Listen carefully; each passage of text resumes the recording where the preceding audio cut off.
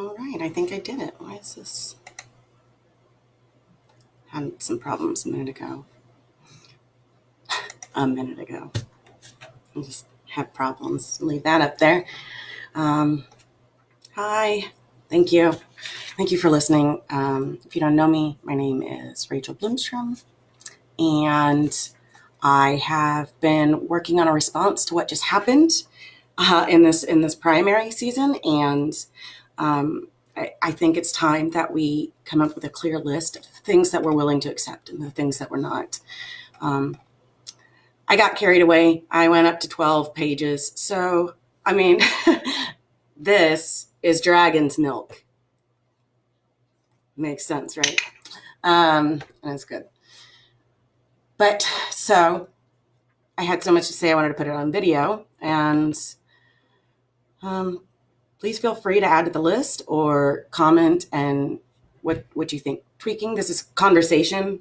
And obviously I want to talk in more detail about a lot of these things, which is why I get carried away. But I swear I tried to keep it concise, and I'm not going to read this word for word. It was kind of all over the place. Okay, but I got a list. But let's talk about what happened.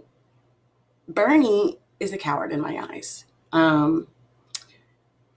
It was in the middle of the primary season. There's still other populous states to vote, and we need to know where we stand. Like, who are we? How many strong are we?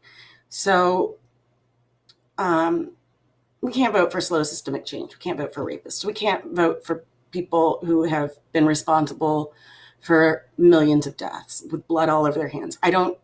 Both of them, they're terrible. They're both friends with Jeffrey Epstein.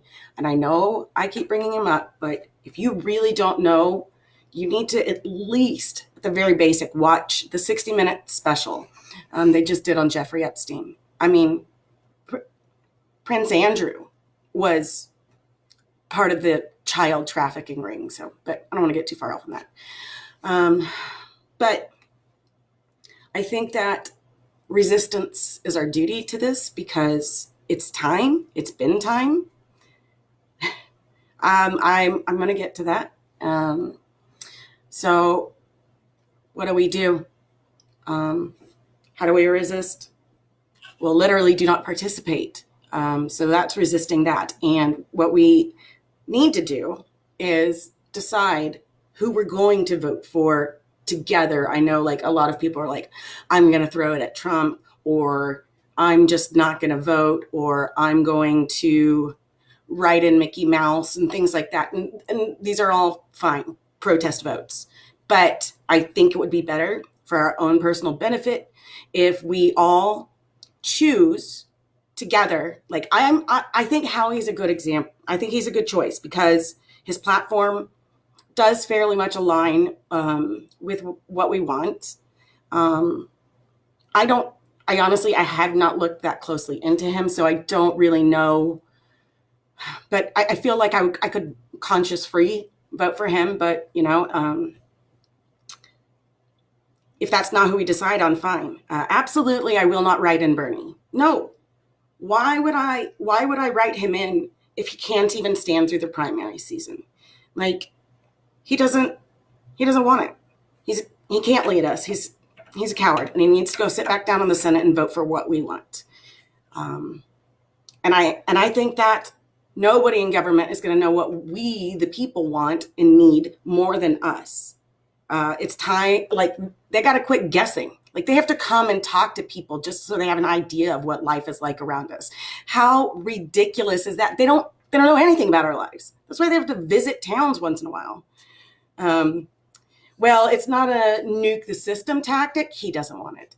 Yeah, it's not really a nuke the system tactic so much as a math game. A lot of people are talking about at least we'll have 4 more years of this garbage neoliberalism versus 8 years of, I don't know, a real weekend at Bernie situation where they all just do whatever they want. Like, and one of my biggest fears, honestly, is I think they're close to, kind of getting behind the same person. Like, if Biden and Trump's platforms are so similar, I don't think they care who wins. And I think that means that they're coming to an agreement on what they're going to stand for.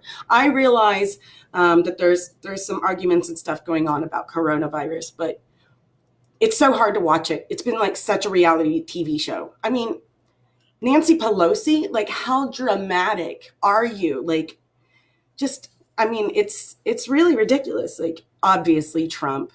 I don't think I have to go into it. I think we all know. But so I think, let me skip past a bunch of stuff I wrote. Yeah, I do. I think we need to know who we're going to vote for. Maybe I'll put up a poll and see where our, I don't know, where we're aligning. But I came up with a list of 15 things so far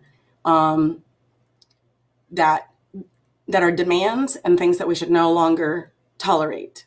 And I wrote that we hold these truths to be self-evident.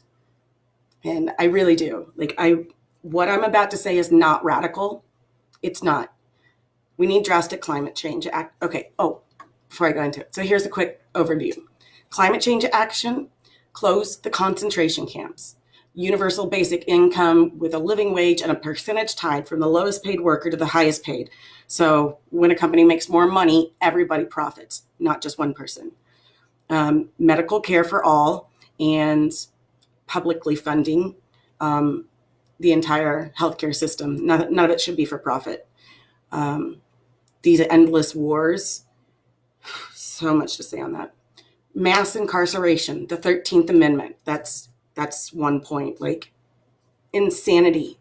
Like, we have a functioning plantation. Like, we have functioning plantation, Angora prison. Like, that's insane. What? No. Moving from that is into prison reform and no private ownership. Then bodily autonomy. And I think that's going to have quite a bit to do also with when we get to separation of church and state and making sure that it stays that way, plus taxing the churches. But student loan debt forgiveness and education reform, it's a big mess, especially like post-secondary school. And no convicted sex offenders allowed to make or influence policy for life. Disbarred. You do not get to contribute and keep a rape culture going on. There's so many of them. Oh, I'm sorry. Y'all are commenting. There's so many. So like, it's uncanny. Like, why is this an acceptable thing to just look over when we vote for them? I don't think it is. I don't think we can. That's like one of the purest forms of just showing that you want to dominate and have power over people and control them. And that is absolutely just not a value or thing that I think we should let public officials in. I just don't. I think we need to demilitarize the police. I already mentioned separation of church and state and churches paying taxes.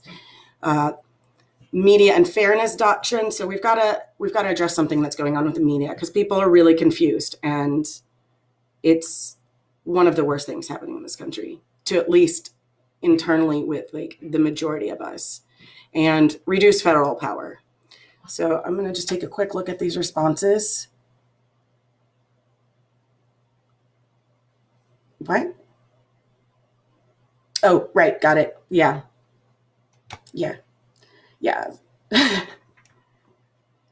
Okay. I mean, like, if you're not wanting to be a part of the conversation, Frank, like, you don't have to.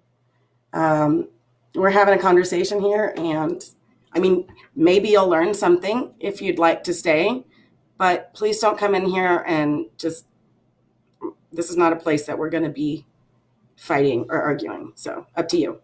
So I'm going to expound on these points. But I kept just moving into a full-blown dissertation. But because so many of these issues are related to each other. So let's, as briefly as possible, drastic and immediate climate change policies to reduce, but preferably reverse, any and all damage we've done. That includes carbon neutrality or better.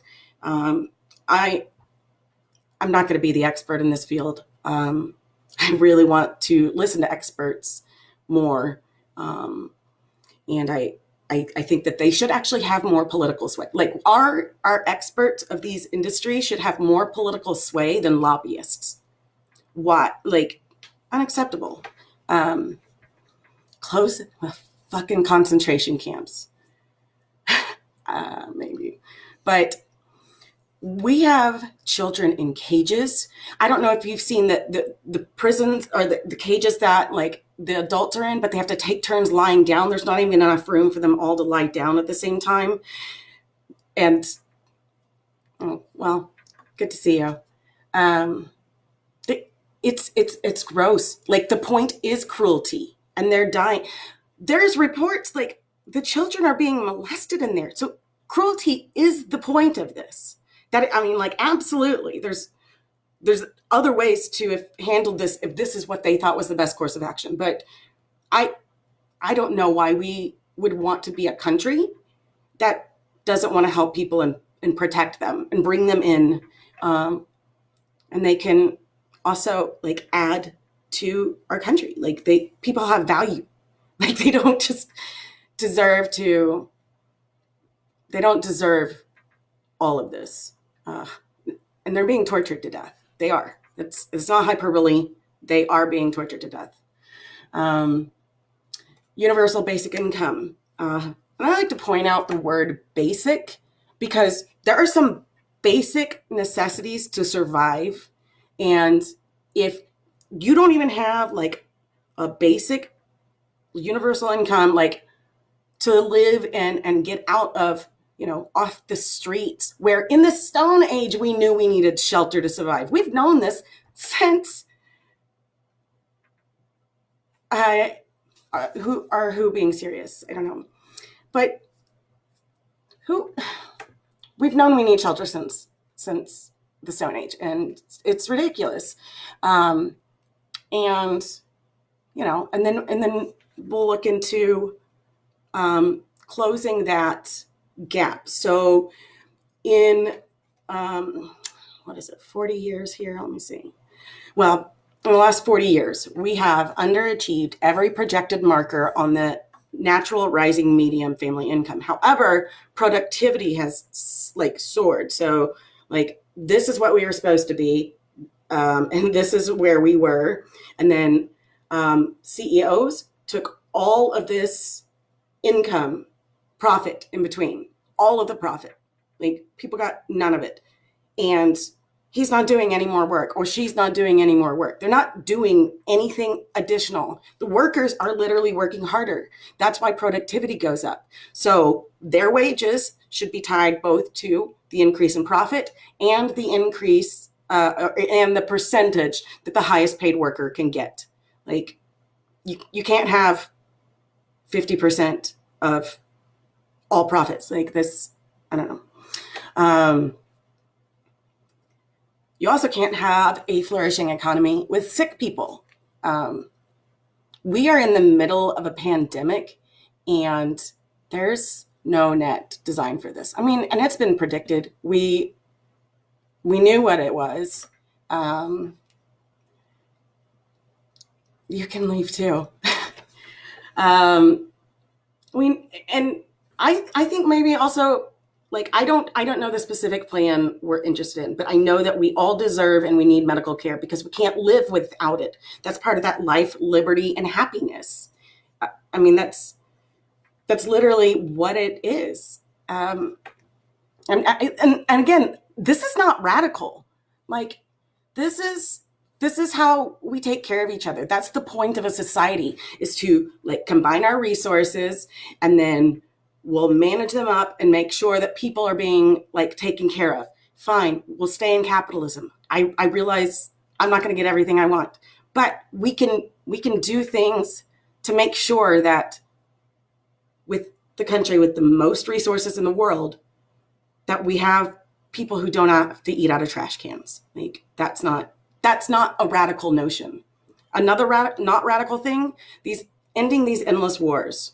I remember when we got used to the phrase world police, which gross already, but that's not even accurate. We're the world bullies. We're the world's thieves. We're murderers. We are going into these countries. They're using our military as mercenaries, work for the billionaires, and apparently also now Saudi Arabia, whatever that is. But they're sending our family members like to go and steal oil because that's cheaper than like trading and buying for it. That's the obsession with keeping the power where it is right now. They don't want to let go of oil. They don't want to let go of that old money. And frankly, like, and they're not funding it. We are funding the fight for the billionaires who are receiving the profits from free resources. So they're not only stealing and murdering like countries for it, but they're also stealing directly from our money that is there so that we can survive, so that we have things we can live on, so that we don't have a crumbling infrastructure, so that we aren't dying on the streets from, the elements. Seriously, Stone Age. The Stone Age. Like, we can do better than the Stone Age. I swear to God we can. And I just want to mention, sanctions kill people. Like, they cripple and they kill countries. The only difference between bombs and sanctions is that's long and they starve to death and they get sick and they suffer. And it is cruel. It is cruel, especially at this time when we're in the middle of a pandemic. Private companies can negotiate with the owners of resources of other countries. Like, if they want them, then they can do that. But we should not be war criminals. And we are war criminals. Like, and we've been complicit. We are all complicit if we're still electing the same people who like these wars, who are profiting off of these wars. Bush is a war criminal. Cheney's a war criminal. Like, Biden and Obama are war criminals. Like, seriously, please. Like, can we do better? We can. We just are so beat up and defeated, probably because we work more than peasants, and that's not hyperbole either. We do. But so ending endless wars will also help in a few ways. So it's going to bring that money back into our economy. So we can fund a lot of these things. That defense spending budget has got to be chopped. It does. Like, we have hundreds of nukes that still need to be deactivated. They're just stacked up. And we don't need to have them, and we don't need to have the people who are functioning on them. We don't need a lot of things. I don't even want to get in it. We also don't need to have private companies who own the only places we can buy our resources from and sell us hammers for $100 a piece or $400 a piece, whatever it was. Mass incarceration. This is one of the most sickening things to me in this country. The bill, the Violent Crime Control and Law Enforcement Act of 1994, led to what is called the New Jim Crow, which is a phrase coined by Michelle Alexander in her book called that. And I can't tell you how devastating the numbers are when you get in there. So some of these things I'm going to be talking about, I'm mostly pulling from her book. And I really, really super do recommend it. She also does it very well on audiobook. I'm sorry. I think she's wonderful, and I learned a lot from her. So I just want to make sure I'm getting it right. When we put millions of people in jail, and extraordinarily and disproportionately Black men, it's going to affect not only their lives, but the lives of their families and the lives of their communities and the lives of our country at whole. And I know we hear those words, but like, what does that mean that the families are affected? Well, when you remove like all the fathers from children's lives, now you're putting all this extra pressure on Black women who are already the lowest paid It's white men, black men, white women, black women, or maybe white women get paid more. We got to fix that too. I don't even know how to address that though. So if anybody knows, put it in the doobly doo. Um, so, and then when you get out of prison after your incarceration, it almost never ends. Like, you are in the criminal justice system for life, and depending on your crime, you are also a lesser citizen. Like, you could lose the right to vote. Nobody should lose the right to vote. They have a voice. We don't know what injustice like they have been a part of. I mean, we just murdered an innocent man in death row. So I would like to know what he thinks of our political system. I mean, that's the exact kind of person we need to be listening to. They have these long-lasting paroles and drug testing, and there's various other things. I don't see them here, but yeah. So The New Jim Crow by Michelle Alexander, great book. And Biden's largely responsible for how that played out, and that's millions of lives, at least incarcerated, which we have more than any other country in the world. And going into that, we need prison reform. The current system is designed to break people. There's no reform in it. It's all punish. It's all punish, and the conditions are horrendous. We're torturing our own citizens. It's like we threw them in a dungeon. Like, a literal dark age dungeon is basically what they are in. And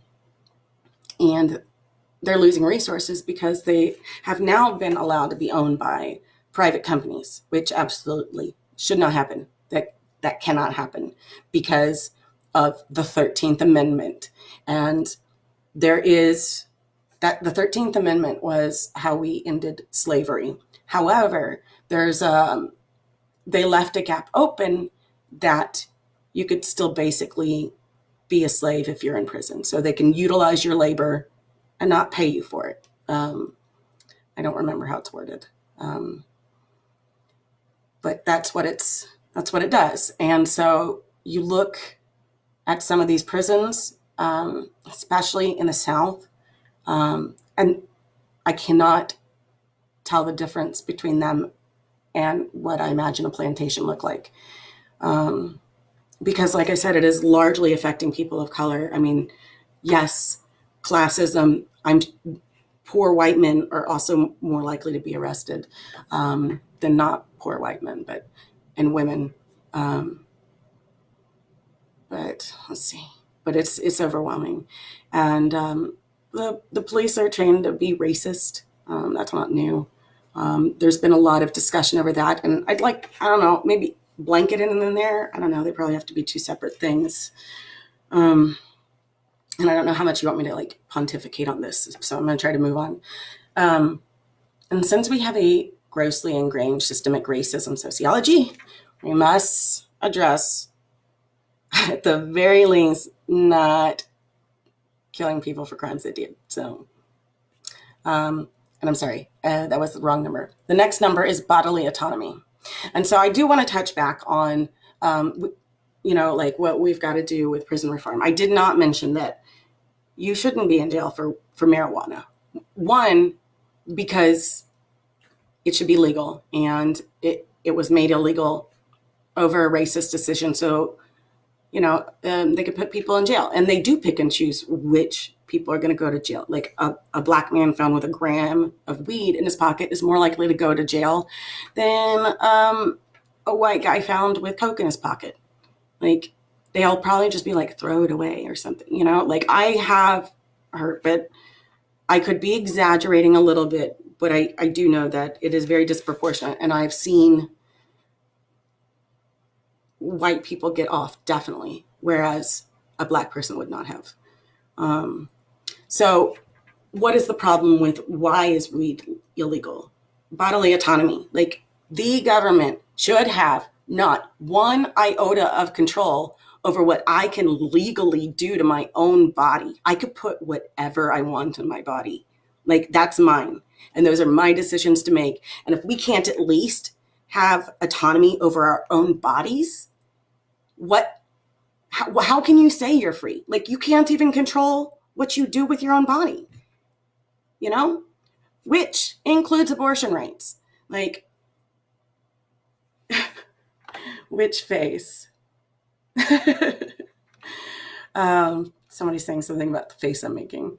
But yeah, I mean, the liberty, may I please have the liberty to put this plant in my body? May I please have the liberty to do this? No, I don't want to ask that. It's my business. It's my business. And I shouldn't have to answer to that to anyone. So when reproductive rights to me is just an extension of all bodily autonomy. And there's more to go with that down when you talk about religion. Number 10, student loan debt forgiveness. I don't think I need to go too much into that. I think we all know that they are profiting off of the backs of people that they told were required to go to school. Like, they're like, we won't hire you unless you get an education. And then what do? They just, like, it's complicated when I say they, because I can, like, see in my head where I'm shifting to who the they is. Yeah, I did mention yes, there is a very racist basic, and and that happened with opium. The Chinese were smoking opium, and so they made that illegal, because why would they let the people they forced to make our railroads in the worst conditions ever enjoy themselves on their time off? Like, why? And we even had alcohol illegal for a time. Thank you, religion. Just answering to Charlotte's comment about weed is illegal because of paper industry, racist propaganda distributed and supported by politicians with stock in paper, which is sadly so many of our industries. But yeah, we could do a lot with student loan forgiveness, and we can afford it when we bring our families back from being treated as mercenaries. Like, we could do it. Repeal corporate citizenship. This is a good one. Corporations are not people. Like, a company could have 500,000 people working for them. Why is one of their votes equal? Why do they have more political sway than 500,000 people? They're not people. They aren't people. They don't get to put money into politics. They can't do it at all. And speaking of money in politics, electoral reform. This two-party system has led us straight to this path where they've been feeding us worse and worse and worse, arguably. I mean, I think they've all been pretty bad. I think they've all, like, historians are going to look back at this time very closely about how did they get here? And if we can reverse climate change, like, I think it'll be a miracle. We have to, though. Like, I don't think we can't not try. But how do we get to this place where, like, the lesser of two evils? And I don't know how people can feel okay with that and then argue, well, at least it's not this one. The other side's saying the same thing about you. They think you're the moralless one. You think you have the moral high ground. So do they. And guess what? You both have loose morals. If you say, this is the line for my moral, and they want to budge, you say, no, that's immoral. If you move, then this was not your moral. You're lying to yourself. That is not the place where you draw the line. You stop things where you draw the line. If you drew it, boom, that's where you are. If you did not draw it, okay. But if you move, then that's not how morals work. What that is you have an idea of what you'd like, but it's not firm. So that's how we end up here with a candidate. Like, I mean, in addition to all of the terrible policies he's done, like, how uncomfortable is it to watch Biden interact with children? And he seeks them out in rooms and targets them and gropes. I can't. I don't understand people defending that behavior. You know, I can't. It makes me sick to think about, especially since he's friends with Jeffrey Epstein. Which again, please at least go watch the 60 Minutes on Jeffrey Epstein, so you know that I'm not being hyperbolic. And in addition, in electoral reform, though, I do want to talk about our voting system. Two-party system, no, we can't do it anymore. I think there's two options that we could discuss. That we could discuss. Maybe I need some dragon milk. What are y'all drinking? Dragon milk. Try it. It's real good. It's real strong. So, sorry. I want to start shushing like Trump. So, the two different systems that we can talk about are plurality majority system, or what I prefer is a proportional representation system, because there's just women and minorities absolutely not being represented proportionally in government. And I think that Jeffrey Epstein did not kill himself. No. But yeah, I mean, you should be represented by people who literally represent who you are and what your experience is, and what life is from your perspective. Because you can't look at somebody else's perspective truly unless you've lived it. Like when I went to Germany and I started listening to how people looked at America, I never could have thought that what another country thought of us. So that's why experience and talking to people and getting out there is so important, because you can guess what the perspective is, but you don't know. You can't see it. You don't hear them talk about it. You just don't know. So moving to proportional representation is going to do a much better job at making sure people's lives are being represented. Like, I think that we deserve that. Like, it's pretty basic, that's what it was supposed to be. A representative republic or democracy. I don't even want to get into the argument, because another fun thing that the media does is use words differently than other state channels, so people can't even talk to each other. I don't know if you ever noticed this, but like if you try to talk to somebody who watches different news, like two people who watch different news channels, they have to spend half their time, they argue for a while, and then they figure out, oh, we don't mean the same thing when we say this word. So you can't even talk to people. And I'll get to that. And the other thing that I think we should do with electoral reform is they should be publicly funded. They should all have equal coverage.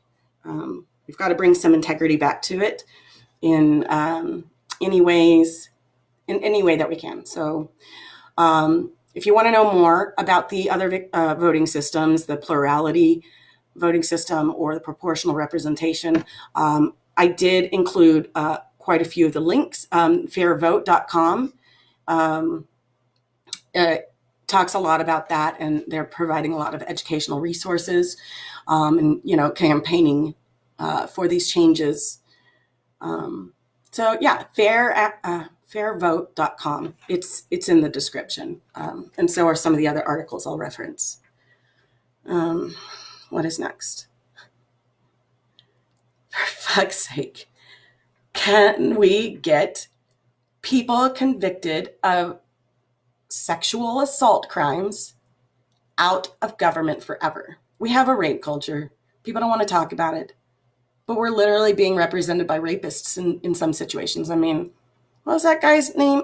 Started with an H, who was a sitting pedophile in the house for like 20 years, convicted.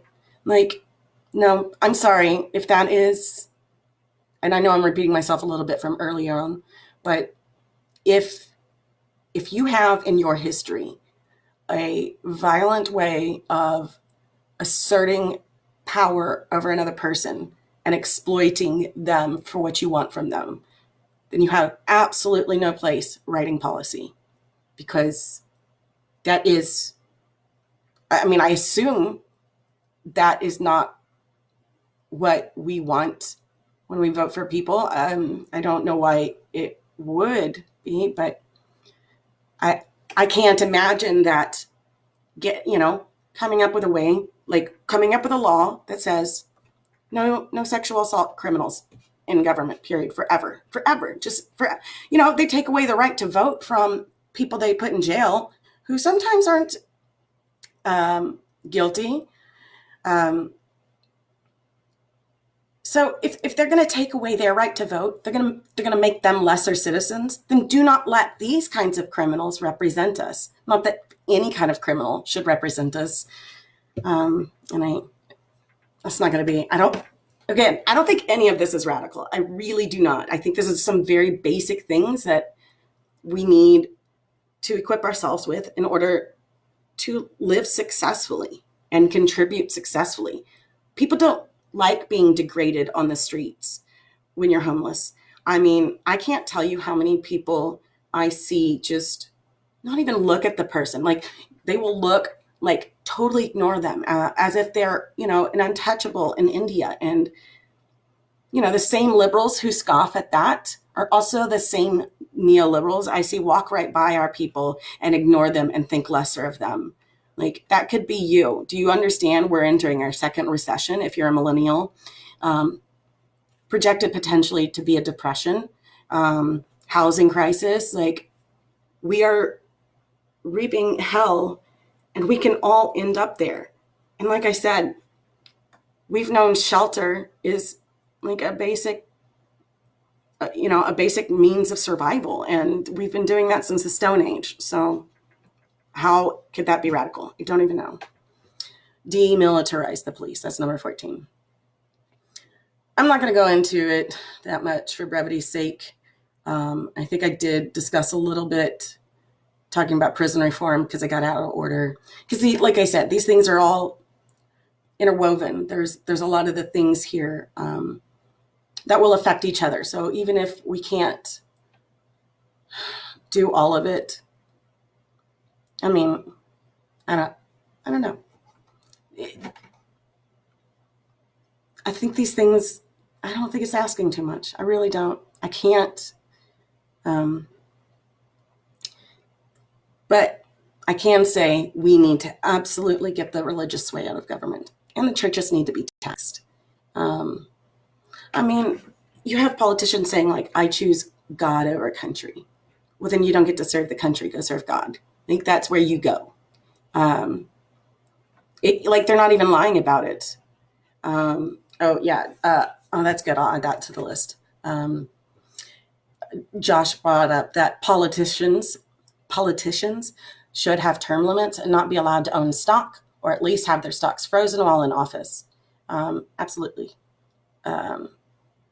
Absolutely. These lifetime politicians, you can have advisors who don't have term limits so they can help ease people in and out of office so that there's not these huge downtimes of somebody catching up. I don't know. What do you think about that? I don't know. We can talk about it some more if you want to put it in the comments. If you've never seen Jesus Camp, it was filmed in the 90s about some of these evangelical camps where they were teaching children to be God's army.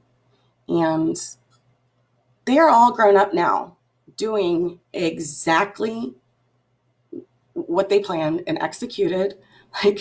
I hate that I sound like a conspiracy theorist right now. It's not. The more you read, and for the guy who said propaganda, I'm not forcing anything on anyone. I'm having a conversation here. So, and I also provide a lot of links. So, whatever.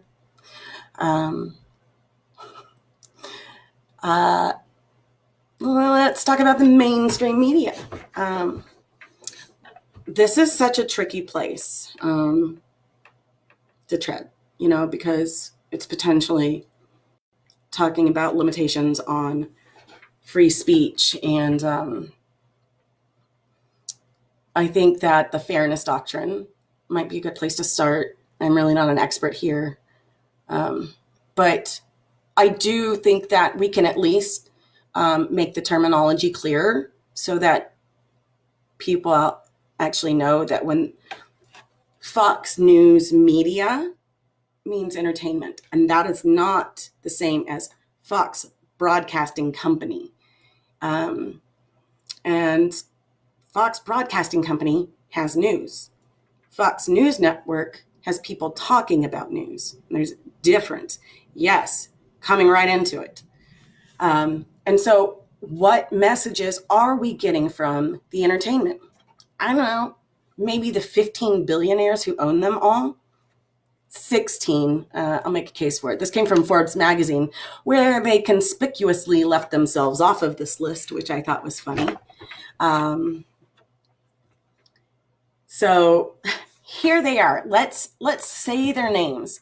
They do a really good job of not being in the media, so that we don't know their names, because it's hard to think about very abstract things with no name. That's why language theory is so important. If you want to look at that comment. Yeah, the way you use words is important. So because Fox News Media is kind of like, I think, one of the ways they're using the word media instead of entertainment in order to mislead people. But if it's news media, that's not the news. Okay, yeah, let's get back to the list of the 15 billionaires. Okay, here we go. Michael Bloomberg, Bloomberg LP and Bloomberg Media. Rupert Murdoch, News Corp. Donald and Samuel C. Newhouse, Advanced Publications. The Cox Family, Atlanta Journal-Constitution. Jeff Bezos, The Washington Post. John Henry, The Boston Globe. Sheldon Adelson, The Las Vegas Review-Journal. Joe Mansueto, Inc. and Fast Company magazines. I hadn't heard that one. Mortimer Zuckerman, U.S. News and World Report, New York Daily News. The Barbie Family, Village Voice. Stanley Hubbard, Hubbard Broadcasting. Patrick Soon-Shiong, Tribune Publishing Company. Carlos Slim Hilo, The New York Times. Warren Buffett, Regional Daily Papers. Victor Velksberg, Gawker. And then Forbes, I don't know if you know this, so they still hold a large stake in Forbes magazine, but they did sell a large portion of it to an international business based out of Hong Kong called the Whale Media Investments, which immediately made me think of BoJack Horseman. But I haven't done too much research into them, so I don't want to speak to that. But I don't know if you notice on this list, but a lot of these names aren't really spoken about, and they have some of the most money in the country. Like, why are we not hearing their names? Because they don't want you to. They don't. Why would you want to put yourself out there? So before I move on to probably propaganda, according to that guy, just really my opinions, like things I just wanted to rant about. But dang, I didn't realize I was going to be up here this long. Yeah. See, I wrote 12 pages. Maybe I don't need to talk about the rest of it.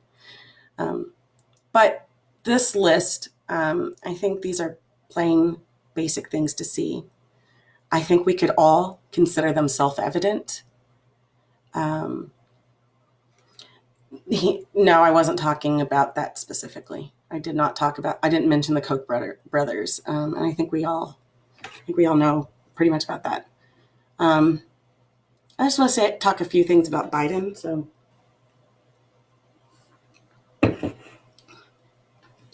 and why he's garbage, because he is. He has impacted more people's lives negatively through the government than Trump has, and he has experience and knows how to continue doing it with some sort of pretty smile that everyone seems to like. And they're like, no, that man looks like an angel. No. Like, I wish you would turn the TV off and just read what they say. It's really helpful. I did it several years ago, so I don't even watch it anymore. I watch recaps on YouTube.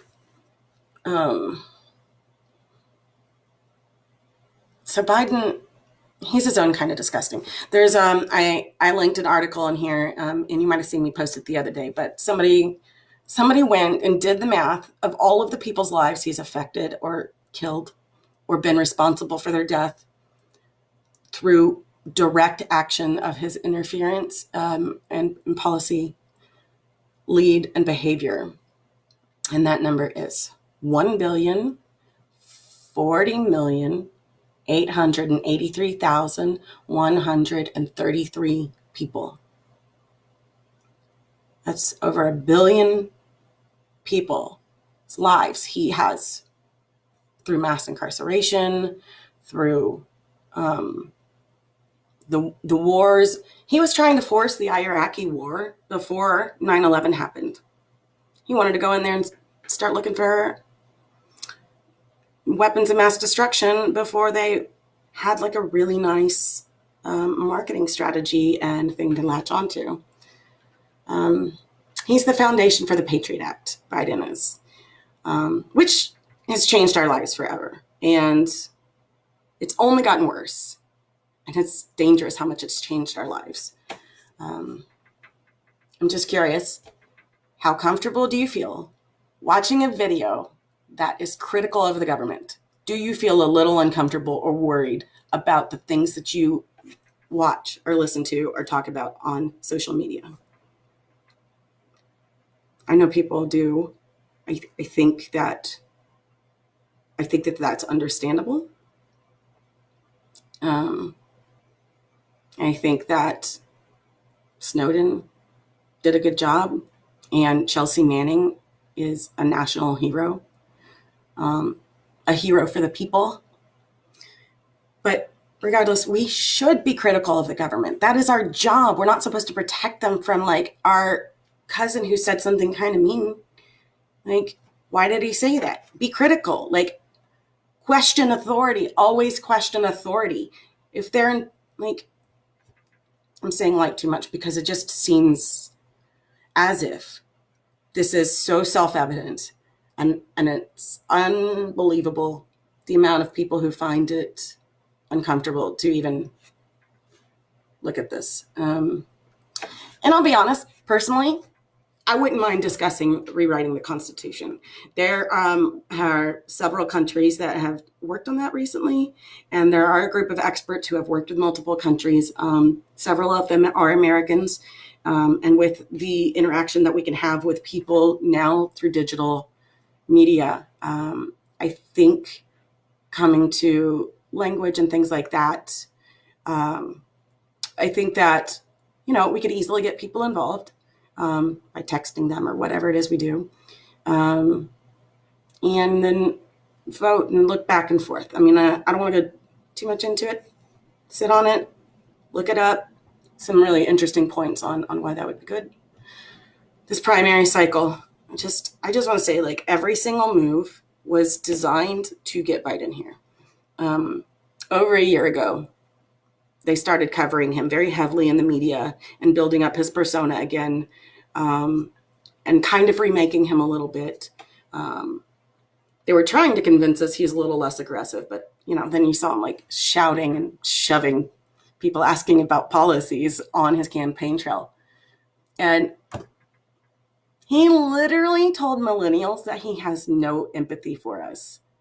I don't know how you could find somebody who represents you less and who admits that they have no empathy for you. I would never vote for somebody who says they don't care about whatever life circumstances I'm living in or whatever I want. They have their own plan. Regardless of all of the other, to me, almost all of these individually are reasons to not vote for somebody. But combined, it's uncanny. It's uncanny. So let me just look. This is my last page. Let me see if I need to talk about it because this went quite long. Okay, yeah, we'll look at some questions. What do I think about compulsory voting like Australia?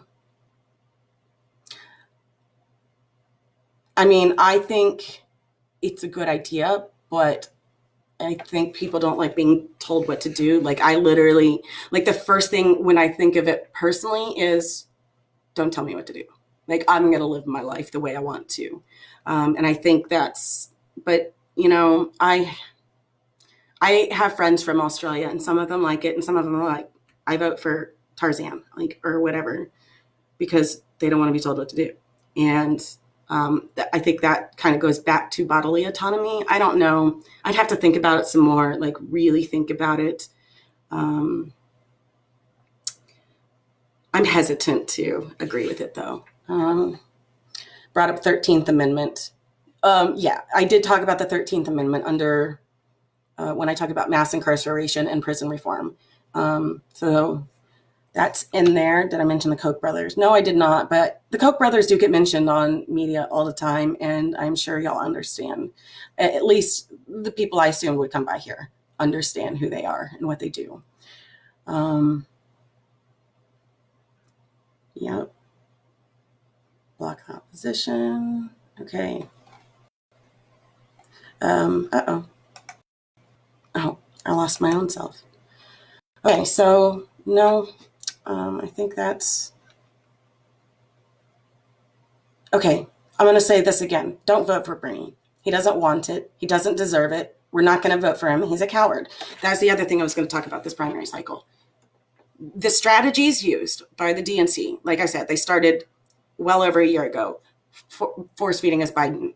And then they pulled that move right before Super Tuesday in coordination to all pull their votes and throw them at Biden just to have a chance, because they were really, really threatened by Bernie. They are spending more time and money to oppose Bernie because he, like, his platform, you know, it doesn't represent what is going to help keep the government, like the power where it is. But cool. Thanks, ma'am. Thanks for raising, you know, some class consciousness. Like, super appreciate it. Now go sit in the Senate and vote for what we want, because you can't even finish the primaries. You just slapped the face of every single person who hasn't voted yet. Why would you quit now? Like, if you want to suspend your campaign, fine, do that. If you want to save money. But how much money do you have left over that us poor people were literally giving you our last dollars to just try to help this campaign? And they probably gave you money too, and you're not even going to last it out. That's a coward to me. He's a coward. And I do talk about early on, who do I think? I do think that we all need to agree on who we vote for. And right now I'm leaning towards Howie. Willing to have a conversation about that. But I have so much more. So I'm going to just call it here. Thank you, everyone who watched. I love a lot of how I was trying to fill this out. And I think I'm going to just publish that once I get it polished so you can see. And I'll probably continue to develop based on conversation, which, you know, a lot of that is. Like, I don't know everything we need. I don't remember all the time. I'm not the expert, and I'm not claiming to be. But I think that Howie is Green Party. So he at least has a party that exists. And his platform, I think, is morally acceptable. And it is fairly closely aligned with us, to be honest. So, but I just thank y'all. And I think that we've got to move forward and find a way to, like, connect with other people who are thinking like this. Like, we don't wait anymore. We do it now. Like, our lives up to this point have been the result of decades of bad decision making by boomers and that policy on purpose against the people. And if you haven't seen me recommended. To understand what I'm talking about on this slow, slippery scale on how we kind of got here. Generation of Sociopaths, How Baby Boomers Betrayed America. Bruce Gibney. Yeah, there it is. And he's a venture capitalist and writer. That's what he does. So it's dense. It's an inflammatory title, which you know I love. But okay, well, thank you guys. Love you, and talk soon.